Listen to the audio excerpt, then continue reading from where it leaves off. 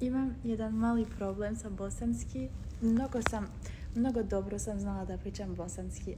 Jer otišla sam u Bosnu, pričala sam samo Junenu svaki dan u bosanski, ali sad ne pričam više, odavno nisam pričala, onda moram da se naučim opet da pričam bosanski i zbog to ne znam, ne se čujem dobro da pričam bosanski, ali sad sam počela da pričam albanski, znači moram da pričam i bosanski jer i od Bosne i od Albanije sam, onda eto.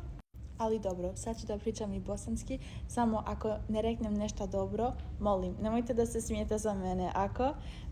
Sutra ću da idem u jedan restoran ovdje i Dubaj, zove se Bosnian House i ću da idem da probam, imaju ćevape, imaju pidu, sa sir imaju, sa krompir, sa spanač, imaju i baklavu, imaju svašta.